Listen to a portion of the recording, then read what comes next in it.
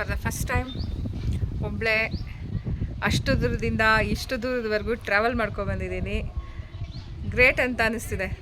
So full ಖುಷಿ ಆಗ್ತಿದೆ. ಅವನು ಬಸ್ ತೊಗೊಂಡು ಅಲ್ಲಿಂದ ಅಂತ ಅಂತೀವಿ. ತುಂಬ ಬೋರ್ ಆಗ್ತಾ ಇದೆ ಗುರು, ಅದಕ್ಕೆ ನಿಪ್ಪಟ್ಟು ತೊಗೊಂಡೆ ಟೈಮ್ ಪಾಸ್ ಆಗಲಿ ಅಂತ.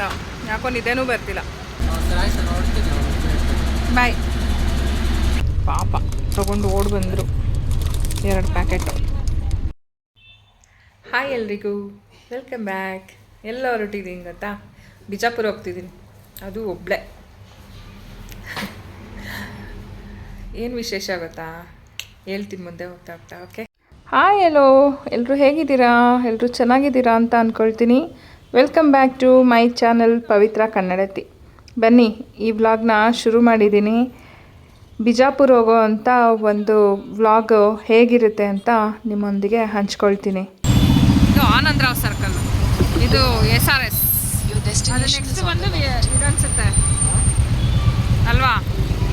ಇದು SRS, ಅದು ನೆಕ್ಸ್ಟ್ ಬಂದು Vijayananda travels. Vijayananda travels arrived. We are arrived. ದೊಡ್ಡ ಬಸ್ ಗುರು. ಇಲ್ಲಿ ಪಾರ್ಕಿಂಗ್ ಮಾಡಿದ್ರು, ಒಳಗಡೆ ಹೋಗಿ ಕೇಳಬೇಕು.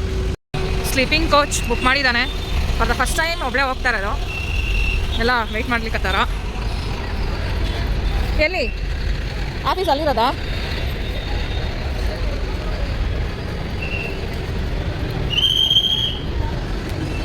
Ticket counter. For the first time ನಾನು ಈ ಸ್ಲೀಪರ್ ಕೋಚಲ್ಲಿ ಟ್ರಾವೆಲ್ ಮಾಡ್ತಾ ಇರೋದು. ನಾನು ಟ್ರಾವೆಲ್ ಮಾಡ್ತಾ ಇರೋದು ಬಂದು VRL ಅಂದರೆ ವಿಜಯಾನಂದ ಟ್ರಾವೆಲ್ಸ್. ನಿಮ್ಗೆ ಗೊತ್ತಿರುತ್ತೆ VRL ಅವ್ರದ್ದು. ಸರ್ವಿಸ್ ಅಂತೂ ತುಂಬಾ ಚೆನ್ನಾಗಿತ್ತು.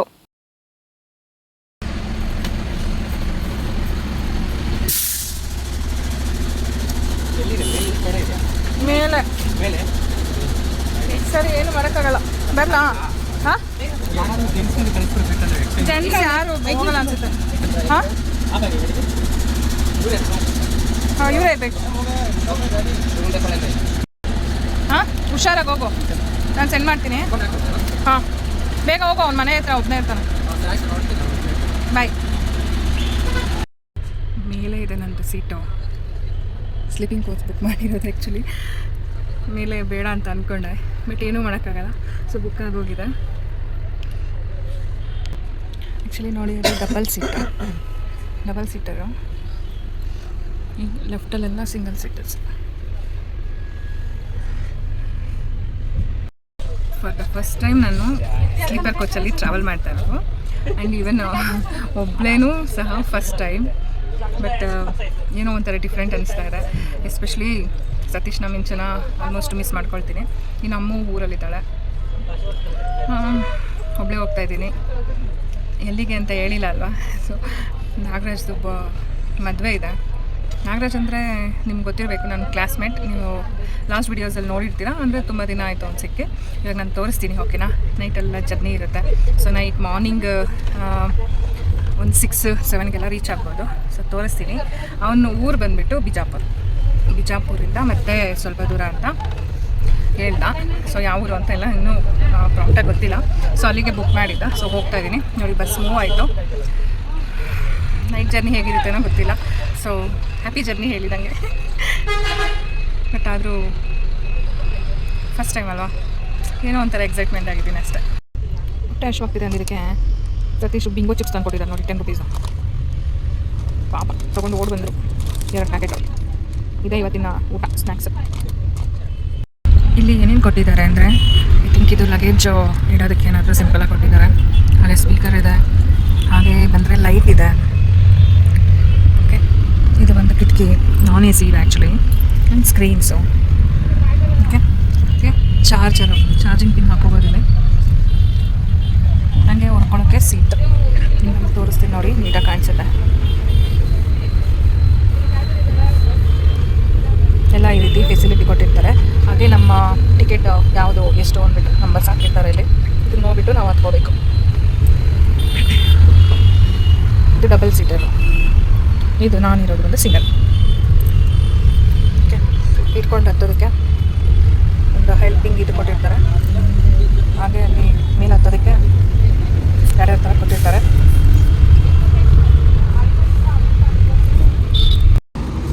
ಇದು ಹೈವೇ. ಎಲ್ಲ ಬಸ್ಸಸ್ನ ಇಲ್ಲಿ ಸ್ಟಾಪ್ ಮಾಡಿಬಿಟ್ಟು ಊಟಕ್ಕೆ ಒಂದು 20 ಮಿನಿಟ್ಸ್ ಕೊಡ್ತಾರೆ. ವಾಶ್ರೂಮ್ಗೆ ಹೋಗೋರು ಹೋಗ್ಬೋದು, ಹಾಗೆ ಊಟ ಮಾಡೋರು ಮಾಡ್ಕೋಬಹುದು. ಯಾಕಂದರೆ ಮನೆ ಬೇಗ ಬಿಟ್ಟಿರ್ತಾರಲ್ವ. ಸೊ ಅದಕ್ಕೆ ನಾನು ಇಳಿದು ಹೋಗ್ತಾ ಇದ್ದೀನಿ, ನೋಡೋಣ ಏನಾದರೂ ತಿನ್ನೋಣ ಅಂತ. ನೋಡೋಣ. ತುಂಬ ರಶ್ ಇರೋಂಗಿದೆ. ರಶ್ ಇದ್ದರೆ ದೇವರನ್ನೇ ತಿನ್ನಲ್ಲ, ಯಾಕಂದರೆ ಟೈಮ್ ಕೊಟ್ಟಿದ್ದಾರೆ 20 ಮಿನಿಟ್ಸು. ಅದರಲ್ಲಿ ಏನು ತಿನ್ನೋದು ಏನು ಬಿಡೋದು.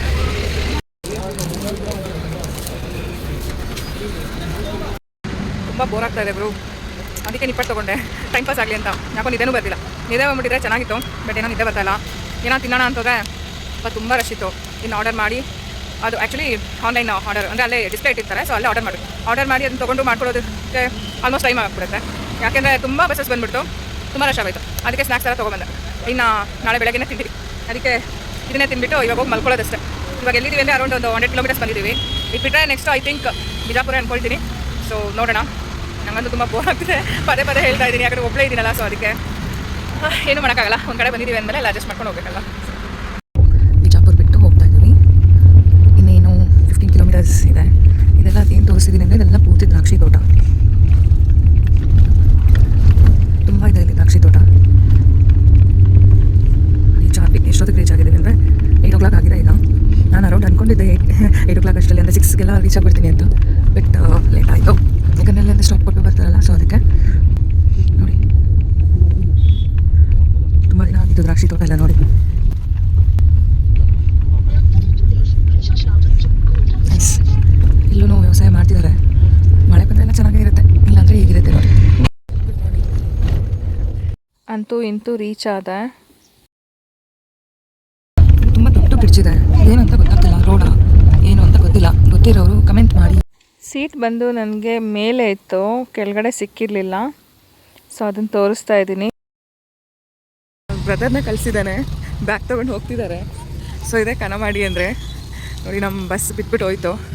ಮಕ್ಕಳೆಲ್ಲ ಹೋಗ್ತಿದ್ದಾರೆ. ಯಾಕಂದರೆ ಹೀಗೆ ಬರೋದಾ, ಹಂಗೆ ಬರೋದಾ? ಓಕೆ. ಹೇಗಿದೆ ಊರು? ಕ್ಯೂರಿಯಾಸಿಟಿ. ಈ ರೋಡೆಲ್ಲ ತಲೆ ಕೆಡಿಸ್ಕೊಬೇಡಿ. ಹಳ್ಳಿ ಅಂದರೆ ಹೀಗಿರುತ್ತೆ. ಖುಷಿಯಾಗೋಯ್ತು ನನಗಂತೂ. ಮೈ ಗಾಡ್, ನಾನು ಒಬ್ಬಳೇ ಇಷ್ಟು ದೂರ ಜರ್ನಿ ಮಾಡ್ಕೊಂಡು ಫಸ್ಟ್ ಟೈಮ್ ಬಂದಿರೋದು. ಸೊ ಫುಲ್ ಖುಷಿ ಆಗ್ತಿದೆ. ಅವನು ಬಸ್ ತೊಗೊಂಡು ಅಲ್ಲಿಂದ ಹಾಯ್ ಅಂತ ಅಂತಿದ್ದ. ಬನ್ನಿ ತೋರಿಸ್ತೀನಿ. ಮದುವೆ ಗಂಡು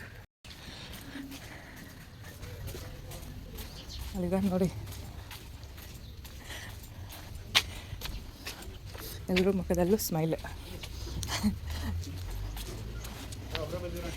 ಒಬ್ಳೆ. ಹೇಗಿದ್ದೀರಣ್ಣ? ಚೆನ್ನಾಗಿ. ಎಸ್, ಇವನೇ ನೋಡಿ ಮದುವೆ ಗಂಡು. ಆರಾಮ್. ಕಂಗ್ರ್ಯಾಟ್ಸ್. ಈಗ ಬಂದರೆ ಅವರೆಲ್ಲ. ಇದು ಅವರ ಹೊಸ ಮನೆ. ಹಳೆ ಮನೆಯೂ ಸಹ ಇದೆ. ನೆಕ್ಸ್ಟು ಹಾಗೆ ಕಂಟಿನ್ಯೂ ಮಾಡ್ತೀನಿ ವಿಡಿಯೋದಲ್ಲಿ ನೋಡಿ. ಇದವರು ಹೊಸದಾಗಿ ಕಟ್ಟಿದಂಥ ಮನೆ ಇದು. ಹಾಗೆ ಬಂದು ಫ್ರೆಶನ್ ಅಪ್ ಆಗಿ ಸ್ನಾನ ಎಲ್ಲ ಮುಗಿಸಿ ರೆಡಿ ಆಗಿಬಿಟ್ಟು ಹೊರಗಡೆ ಹೋದರೆ ಬಳೆ ಅವ್ರನ್ನ ಕರೆಸಿದ್ದಾರೆ, ಅಂದರೆ ಬಳೆ ತೋರಿಸ್ತಾರಲ್ಲ ಅವ್ರನ್ನ. ಸೊ ನನಗೂ ತುಂಬಾ ಖುಷಿ ಆಯಿತು, ಯಾಕಂದರೆ ನಾನು ಓಂ ಶಕ್ತಿಗೆ ಹೋದಾಗ ಹಾಕಿದಂಥ ಬಳೆನೇ ಇತ್ತು.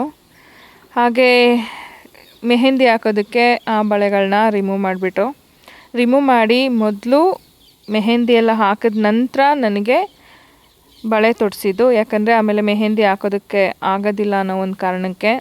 ನೋಡಿ ಎಷ್ಟು ಪ್ರೀತಿಯಿಂದ ನೋಡಿಕೊಂಡ್ರು ಅಂದರೆ, ನಿಜವಾಗ್ಲೂ ನನಗೀಗ್ಲೂ ಎಡಿಟ್ ಮಾಡಿ ಹಾಕುವಾಗ ಇನ್ನೂ ಅಳು ಬಂದಂಗೆ ಆಗ್ತಾಯಿದೆ ನೋಡಿ. ಇವರೇ ನನಗೆ ಮೆಹಂದಿನೂ ಹಾಕಿದ್ದು. ಹಾಗೆ ತಿಂಡಿ ತಂದರು, ಒಂದು ಕೈಗೆ ಹಾಕಿದ್ರು, ಅಂದರೆ ಲೆಫ್ಟ್ ಸೈಡ್ ಹಾಕಿದ್ರು ಮೆಹಂದಿ. ಬಲಗೈಗೆ ಹಾಕಿಬಿಟ್ರೆ ತಿಂಡಿ ತಿನ್ನೋದಕ್ಕಾಗೋದಿಲ್ಲ ಅಂತಂದ್ಬಿಟ್ಟು ಹೋಲ್ಡ್ ಮಾಡಿ ತಿಂಡಿ ಕೊಟ್ಟರು. ತಿಂದುಬಿಟ್ಟು ಆನಂತರ ಮತ್ತೆ ಇನ್ನೊಂದು ಕೈಗೆ ಹಾಕಿದ್ರು, ಅಂದರೆ ಬಲಗೈಗೆ ಹಾಕಿದ್ರು. ಬ್ರೇಕ್ಫಾಸ್ಟ್ ಅಂತೂ ಸೂಪರಾಗಿತ್ತು. ಥ್ಯಾಂಕ್ ಯು ಅತ್ತಿಗೆ. ಮೆಹಂದಿ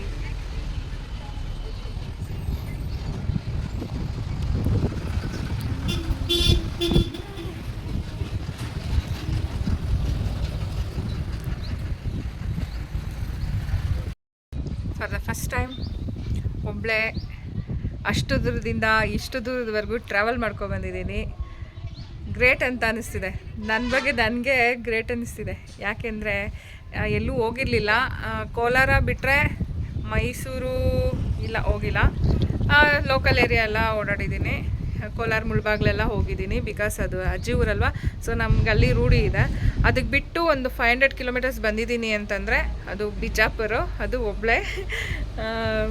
ಸೊ ಗ್ರೇಟ್ ಅನಿಸ್ತಿದೆ ನನಗೆ, ನನ್ನ ಬಗ್ಗೆ ಹೆಮ್ಮೆ ಅನಿಸ್ತಿದೆ. Self love. ಇದು ಒಂದು ಮನೆ ಆದರೆ ಇದು ಇನ್ನೊಂದು ಮನೆ. ಒಳಗಡೆ ಹೋಗಿ ನೋಡ್ಲಾ? ಹೋಗ್ಲಾ, ವಿಡಿಯೋ ಮಾಡ್ಕೊಳ್ತೀವಿ. ಇದು ಇನ್ನೊಂದು ಮನೆ. ಇದು ಒಂದು ಹಾಲು. ಇದು ಬಂದು ದೇವ್ರ ಮನೆ. ನೋಡಿ ಎಷ್ಟು ಚೆನ್ನಾಗಿ ಮಾಡಿದೆ. ಹೌದಾ? ಅದೇನದು? ಇದು ರಾಗಿ ಕಲ್ಲ? ಅದು ಅದೇ ಬೀಸೋಕಲ್ಲು. ನಾವು ರಾಗಿ ಬೀಸೋಕಲ್ಲು ಅಂತೀವಿ.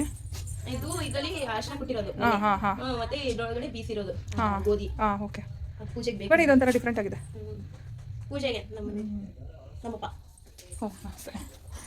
ಓಕೆ. ನಾಗರಾಜ್ ಅವರಪ್ಪ. ಇದು ನಿಮ್ಮ ಮಾವ ತಾನೇ? ಅದು ಇದು ದೇವ್ರ ಮನೆನಾ? ದೇವ್ರ ಮನೆ. ಇದು ದೇವ್ರ ಮನೆಗಂತಾನೆ ಮೀಸಲಿಟ್ಬಿಟ್ಟಿದ್ದಾರೆ. ಇದು ಮೇನ್ ದೇವ್ರು ಯಾವುದು? ರೇಣುಕಾ ಎಲ್ಲಮ್ಮನ? ನಮ್ಮ ಮೇನ್ ದೇವರು ಈರ್ನಗಮ್ಮ ಅಂತ. ಓಕೆ. ಈರ್ನಗಮ್ಮ ಮತ್ತೆ ಕೊಗಟ್ನೂರು ಎಲ್ಲಮ್ಮ. ಯಾವುದು? ಕೊಗಟ್ನೂರು ಎಲ್ಲಮ್ಮ. ಕೊಗಟ್ನೂರು ಎಲ್ಲಮ್ಮ ಎಲ್ಲಿರೋದು? ಈ ಕಡೆ ಐಗ್ಳಿ ಕ್ರಾಸ್ ಕಡೆ ಬರುತ್ತೆ. ಮೊನ್ನೆ ನಾವು ಅಲ್ಲಿ ದೇವ್ರು ಮಾಡಿ ಬಂದ್ವಿ. ಸರಿ, ಹೋಗಿದ್ವಿ ನಾವು. ಮೊನ್ನೆ ಮಂಗಳವಾರನೇ ಮಾಡಿರೋದು. ಮೆಹಂದಿ ಒಂದು 2 hours ಇತ್ತು ಅಷ್ಟೇ ಕೈಯಲ್ಲಿ. ಆಮೇಲೆ ತೊಳೆದ್ಬಿಟ್ಟೆ. ಅನಂತರ ನೋಡಿ 1-1:30ಗೆಲ್ಲ ಊಟ ರೆಡಿ ಇತ್ತು. ನಿಮಗೆಲ್ಲ ಗೊತ್ತಿದೆ, ಉತ್ತರ ಕರ್ನಾಟಕ ಸ್ಪೆಷಲ್ ಕಡಕ್ ರೊಟ್ಟಿ ಜೊತೆ ಶೇಂಗಾ ಚಟ್ನಿ ಪುಡಿ, ಹಾಗೆ ಅಗಸೆ ಚಟ್ನಿ ಪುಡಿ, ಬದನೆಕಾಯಿ ಪಲ್ಯ ಮತ್ತು ಜುಣಕ ಎಲ್ಲ ಸೂಪರಾಗಿತ್ತು ರೀ. ಸಖತ್ ಕಾಂಬಿನೇಷನ್. ನಾನು ಬರೋವರೆಗೂ ತಿಂದೆ ಇದನ್ನು. Healthy food. ಇದು ಕಡಲೆ ಹಿಟ್ಟಿನ ಜುಣಕ. ಇದು ಉತ್ತರ ಕರ್ನಾಟಕ ಫೇಮಸ್. ಇದು ಜುಣಕ ಅಂತಾರಲ್ವಾ? ಇದು ಬದನೆಕಾಯಿ ಪಲ್ಯ. ಇದು ಕೂಡ ಫೇಮಸ್ ಇಲ್ಲ? ಈ ಕಡೆ ಬದನೆಕಾಯಿ ಜುಣಕ ಹಿಂಡುಗಳೆಲ್ಲ ಫೇಮಸ್.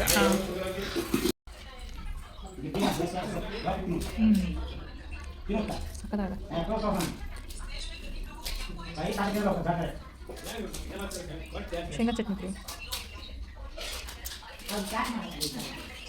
ಇದು ಅಗಸೆ ಬೀಜ ಅಂದರೆ ಫ್ಲಾಕ್ ಸೀಡ್ಸ್ ಅಂತಾರಲ್ಲ ಅದು.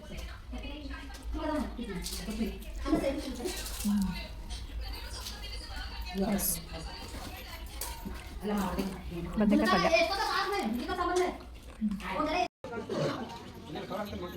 ಇವನು ಸೀನಾ, ಅವನು ವಿಶ್ವ. ಇವರೆಲ್ಲ ಬಂದ್ಬಿಟ್ಟು BA ಡಿಗ್ರಿ ಮೇಟ್ಸ್. ಇವರೆಲ್ಲ BA, ನಾನು BCom. ಇನ್ನೂ ಇದ್ದಾರೆ ನಮ್ಮ ಕ್ಲಾಸ್ಮೇಟ್ಸು. ಆ್ಯಕ್ಚುಲಿ ರೀಲ್ಸ್ ಮಾಡ್ತಿದ್ದಾರೆ. ಆಮೇಲೆ ಬಳೆ ಹಾಕೋರು ಬಂದಿದ್ದಾರೆ, ಬಳೆ ಹಾಕ್ತಿದ್ದಾರೆ. ಎಲ್ಲ ಮಾತಾಡ್ಕೊಂಡು ಕೂತಿದ್ದಾರೆ.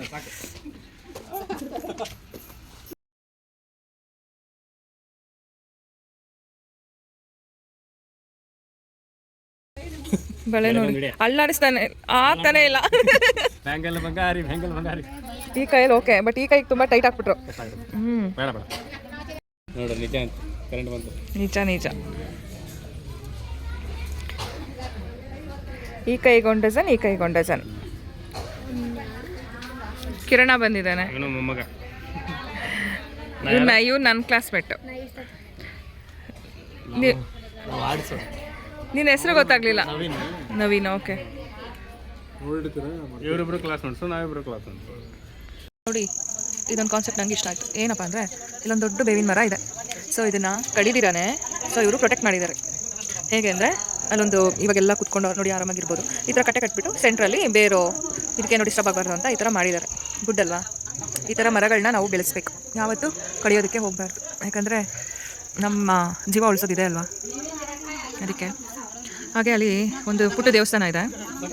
ಇಲ್ಲೆಲ್ಲರೂ ಕುತ್ಕೊಂಡು ಜಸ್ಟ್ ಹಾಗೆ ಮಾತುಕತೆ ಮಾಡೋದು. ಈ ಥರ ಎಲ್ಲ ಚೆನ್ನಾಗಿರುತ್ತೆ ಹಳ್ಳಿನಲ್ಲಿ ಅಲ್ವಾ? ನನ್ನ ಕಾಲೇಜ್ ಮೆಟ್ಸು ಬಂದಾಯಿತು. ಇನ್ನೆಲ್ಲರೂ ಸೇರಿದ್ರೆ ಸುಮ್ಮನೆ ಇರೋಕ್ಕಾಗತ್ತಾ? ಅಲ್ಲಿ ಮೊದಲೇ ದೊಡ್ಡ ಸ್ಪೀಕರ್ಸ್ ಎಲ್ಲ ಇಟ್ಟಿದ್ರು. ಅದ್ರಲ್ಲಿ ಜೋರಾಗಿ ಸೌಂಡ್ ಬೇರೆ, ಅದು ಸಾಂಗ್ಸ್ ಎಲ್ಲ ಹಾಕ್ಕೊಂಡು ಮಸ್ತ್ ಡ್ಯಾನ್ಸ್ ಮಾಡಿದ್ವಿ ನೋಡಿ. ಫಸ್ಟು ನಾಗ ಮತ್ತು ಅವ್ರ ಅಕ್ಕ ಬಾವ ಎಲ್ಲ ಹಾಡಿದ್ರು, ಆಮೇಲೆ ಅವ್ರ ಅಮ್ಮನೂ ಬಿಟ್ಟಿಲ್ಲ, ಕರ್ಕೊಂಡು ಡ್ಯಾನ್ಸ್ ಮಾಡಿಸಿದ್ವಿ. ಆಮೇಲೆ ನೋಡಿ ಇದು ಅಪಡೆ ಪೋಡೆ ಅನ್ನೋ ಒಂದು ಸಾಂಗಿಗೆ ಡ್ಯಾನ್ಸ್ ಆಡ್ತಾಯಿದ್ವಿ.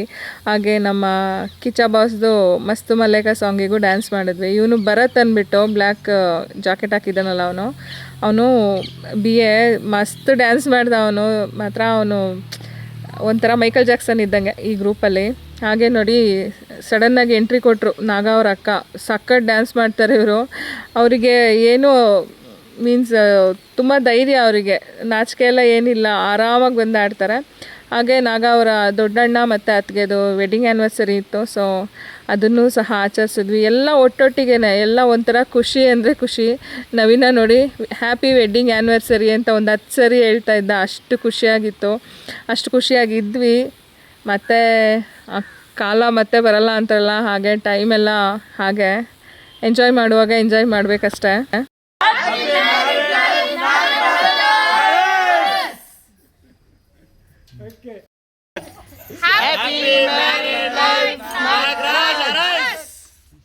Thank you.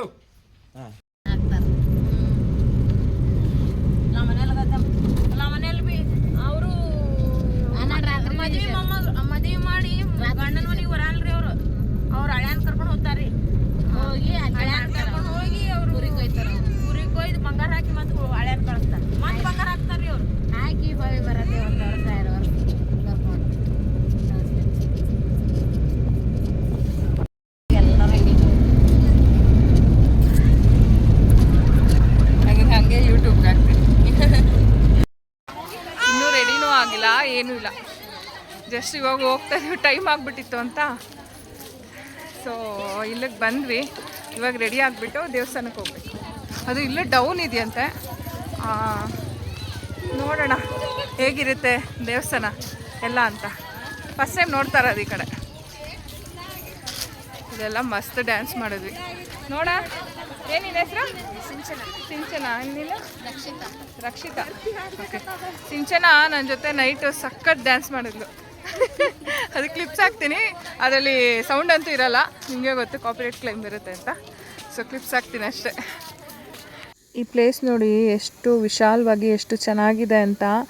ಇಲ್ಲೇ ನಾಗನ ಮದುವೆ ಆಗಿದ್ದು ಚೌಟ್ರಿನಲ್ಲಿ. ನೆಕ್ಸ್ಟು ವಿಡಿಯೋಸ್ ಬರುತ್ತೆ. ಇದು ಲಾಂಗ್ ವಿಡಿಯೋ ಆಗೋಯ್ತು ಅಂತ 20 ಮಿನಿಟ್ಸ್ ಅಷ್ಟೇ ಹಾಕಿರೋದು. ಶ್ರೀ ದರಿದೇವರ ಅನ್ನದಾಸೋಹ ನಿಲಯ, ಕನ್ನಮಡಿ ತಾಲೂಕು ಅಂದರೆ ತಿಕೋಟ ತಾಲೂಕು, ವಿಜಯಪುರ ಜಿಲ್ಲೆ. ಇದು ಬಿಜಾಪುರ ಅಂತ ಇತ್ತು, ಈಗ ವಿಜಯಪುರ ಅಂತ ಆಗಿದೆ. ಸೊ ಇದು ಬಂದು ಮದುವೆ ಹಾಲ್. ಹೋಗ್ತಾ ಇದ್ದೀವಿ, ರೆಡಿ ಆಗ್ಬಿಟ್ಟು ಮತ್ತೆ ಸಿಗೋಣ.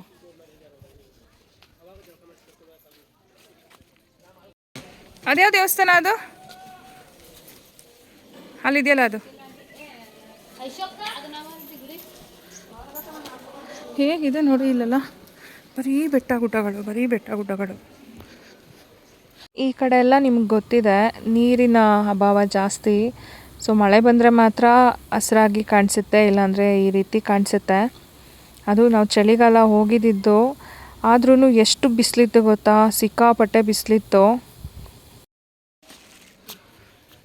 ಇದು ಮದುವೆ ಹಾಲ್.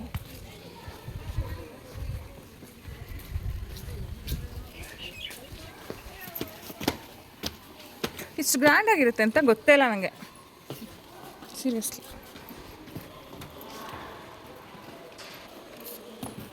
ಫಸ್ಟ್ ಅವ್ರದ್ದೇ ಫೋಟೋ ಹಾಕಿದ್ದಾರೆ. ಚೆನ್ನಾಗಿ ಫೋಟೋಶೂಟ್ ಮಾಡಿಸಿದ್ದಾನೆ ಗುರು, ಚೆನ್ನಾಗಿದೆ. ಸ್ಟಾರ್ಟಿಂಗ್ ಬರ್ತಾ ನಮ್ಮ ಗಣಪತಿ,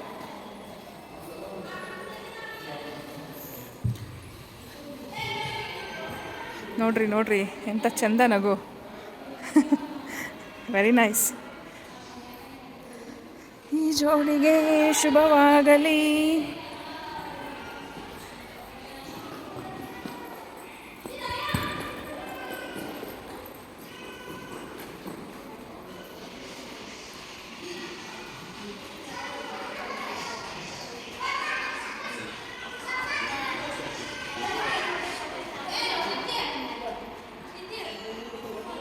ಅದ್ಯಾರು ಗೊತ್ತಾ? ನಾಗ ಅವರಪ್ಪ. ಇವ್ರದ್ದೊಂದು ಸಮಾಧಿ ಕಟ್ಟಿದ್ದಾರೆ, ತೋರಿಸ್ತೀನಿ. ಅವ್ರ ಅಪ್ಪ ಮೇಲೆ ಎಷ್ಟು ಲವ್ ಇದೆ ಅಂದರೆ ಗ್ರೇಟ್ ಅಂತ. ನಿಜ ಅವ್ರು ಬದುಕಿರ್ಬೇಕಾಗಿತ್ತು.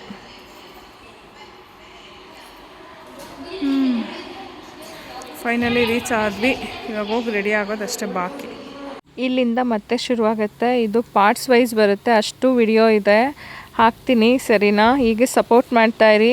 ಈ ವ್ಲಾಗ್ನ ಇಲ್ಲಿಗೆ ಎಂಡ್ ಮಾಡ್ತಾಯಿದ್ದೀನಿ. Stay tune. Thank you.